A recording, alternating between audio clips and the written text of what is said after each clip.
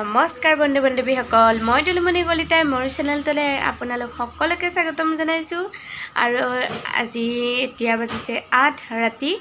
আৰু ৰাতি 8 বজাৰ পৰা আমি ব্লগটো আৰম্ভ কৰিছোঁ আৰু আজি কি দেখুৱাম পনীৰৰ ৰেচিপি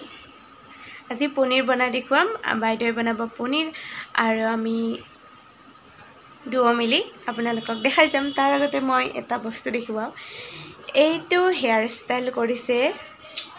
শ্ৰী হৰ্ষিতা তালুকদাৰে মাজতে আপোনালোকলৈ এটা সৰু অনুৰোধ যদি আপোনালোকে মোৰ ভিডিঅ'বোৰ চাই ভাল পাইছে তেন্তে প্লিজ চেনেলটো সাবস্ক্ৰাইব কৰি দিব সাবস্ক্ৰাইব নকৰাকৈ নাযাব উঠাই দিছে বুটৰ দালি আৰু 10টা মান হৈছে লহালৈকে ৰখিব লাগিব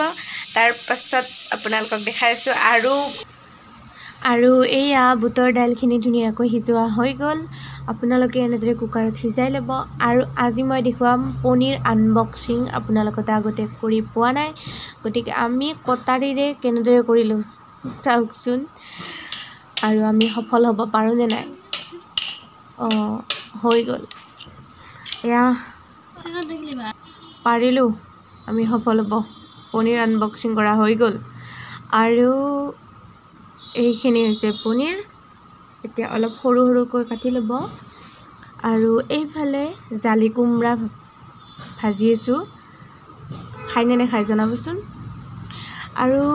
বাইদেৱে এইখিনি বনাইছে পনীৰখিনি বাইদেৱে বনাইছে আৰু পনীৰ এনেদৰে অলপ সময় এনেদৰে ভাজি লৈছে আৰু তাৰ পাছত সেইখন কেৰাহীতে অলপ তেলত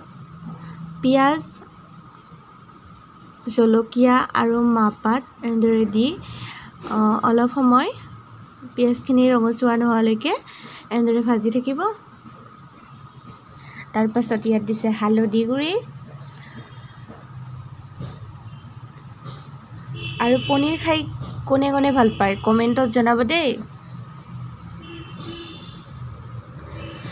আৰু এইখিনি ভাজা হৈ গ'ল আৰু এতিয়া সিজাই থোৱা বুটৰ দাইলখিনি ইয়াত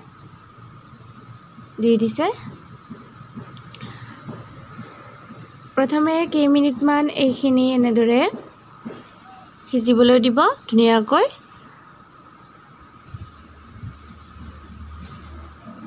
আৰু তাৰ পাছত পনীৰখিনি ইয়াত ভাজি থোৱা পনীৰখিনি ইয়াত দি দিছে আৰু এনেদৰে কেইমিনিটমান গেছতে ৰাখি দিব এইখিনি তৰকাৰী নিচিনা নোহোৱালৈকে আৰু এইখিনি হৈ গ'ল আৰু মই খাবও ল'লোঁ আৰু আপোনালোকে